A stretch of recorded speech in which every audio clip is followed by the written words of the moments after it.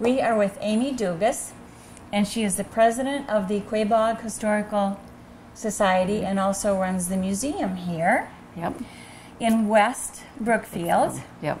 So tell us about the history of West Brookfield, and it's all tied in with all of the Brookfields, right? Yes, it is more or less. The history of Old Brookfield, if you will, started on Foster Hill in West Brookfield when a group of men from Ipswich petitioned the courts to be granted a tract of land to settle. That was in 1660. They were granted that piece in 1665, so that's our earliest settlement in West Brookfield, 1665.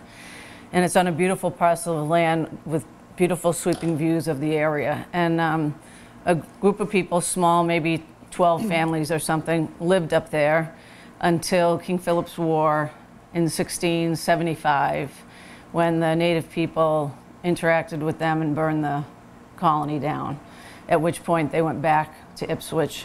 Didn't come back to our area till it was 13 years after that, so 1686 or something like that. Okay. And at that point then the area was starting to take off. So Foster Hill wasn't necessarily the main settlement anymore. It was beginning to disperse around the Quaboag Plantation, which encompasses 6 towns, actually. Okay. Warren and New Braintree are part of the group. Okay. That we consider the Quaboag Plantation. Okay. Yeah. Now, why did people come out here? Was it for farming? For farming. It was a good spot in between Boston and Springfield. Okay. It was a lot of rich farmland. You had the Quaboag River. Yeah, I'd say agriculture, and just to get away from, create their own land, their own colony. Yeah. Yeah. And so then over the years, things changed where the towns kind of broke off. Is that right? Yeah, as settlement grew and more people were coming out, then they would populate in North Brookfield, they would populate in Brookfield.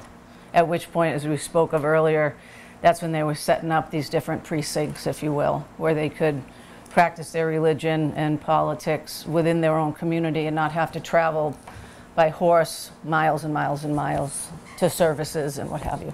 Right. Yeah.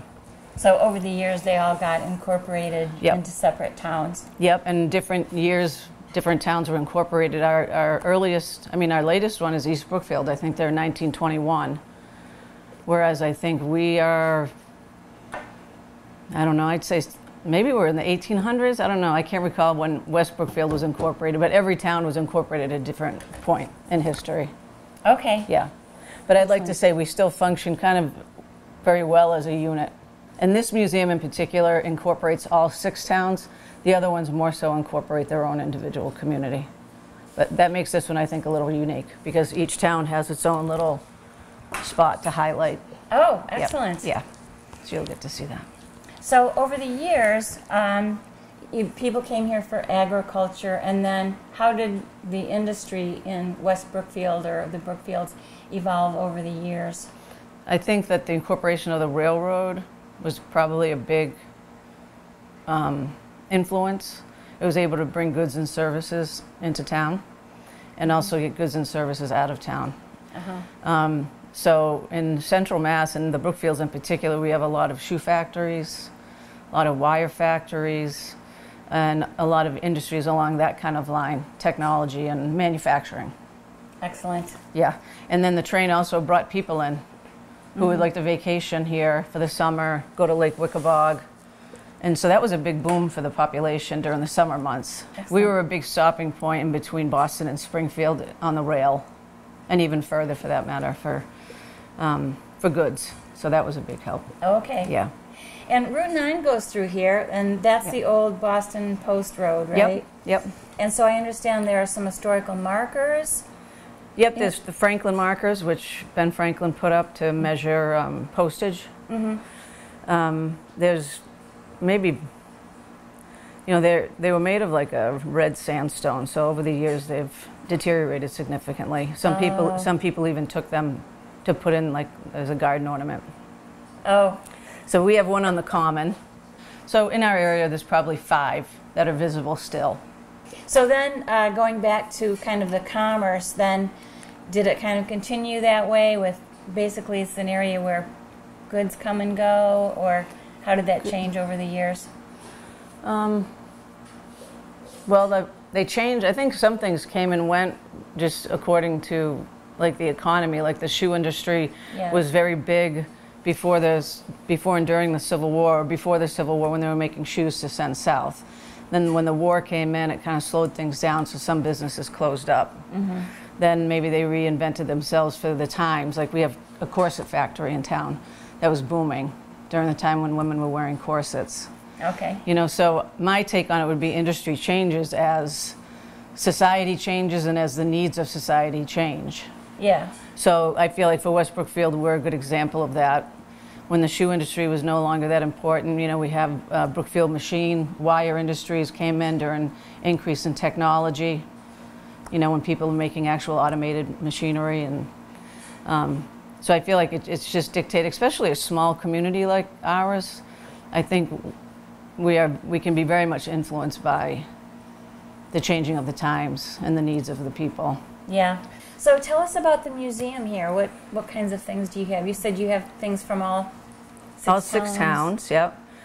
This used to be, as you see, the old train station, and it was here for a number of years, and then they stopped running the trains. They stopped using the station.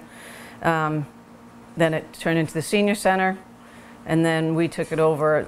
They left. Well, they started 1985. We took it over in 2005, and it's set up in a way for people to do a self-tour. So the first settlement, which I spoke of on Foster Hill, we have a nice Native American collection. Industry in the plantation, a couple displays on our favorite people, Lucy Stone and Jedediah Foster. They were residents of our town. And then each town has their own thing that you'll be able to see. So. Tell us more about those two. Lucy Stone, what was she famous for?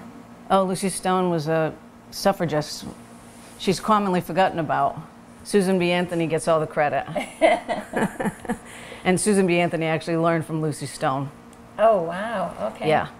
The split came, Lucy thought equality for all, which women and slaves, you know, she was an anti-slavery speaker and was into suffragists. And some women factions went off and felt like we got to focus on ourselves and let everyone else just deal with their own. And so Lucy didn't want to do that. Okay. So she stuck to her guns, and Susan B. Anthony went off and focused mainly on women's rights, and therefore that's why she gets all the credit, kind of. Yeah. But Lucy was, you know, before her time. She was a lecturer at a time when women didn't speak out in public. Mm-hmm. She was a hard worker. She went to Oberlin College.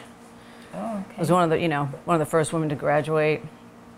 Wow. Yeah, she's one of the first women to be cremated in the state of Massachusetts. When she died, she wanted to have them wait until the crematorium was built in, I think it's Forest Hills. There's a beautiful cemetery, I can't think of the name of it, in like Needham or in that area. Okay. Yeah, so she's kind of our pride and joy because she worked really hard. And she was born here, born and raised here? Born and raised here, yeah, in a house on Coy Hill. And she was just an inspiration to women, in my opinion, at that time. That's awesome. Yeah. And Jed Foster was a statesman in the 1700s, and his claim to fame is that he helped to write the Massachusetts Constitution, which is the basis for the U.S. Constitution. Oh, yeah. Excellent. He was a lawyer and a politician and a judge, very active in the state and active on a local level. So. Excellent. Yeah, so he's a cool cat. And so the Historical Society, do you have events during the year? Do you have open hours here? Yeah, we're reopening actually on Saturday. We kind of close in the wintertime. Okay. I try to do 2 Saturdays a month. We do have events here periodically. I'm trying to get more of those together. Connie Mack was a famous baseball player born in East Brookfield. I think they're a great little set of towns. A lot of beautiful land, beautiful stone walls, nice little businesses. I feel like it has a really good hometown feel.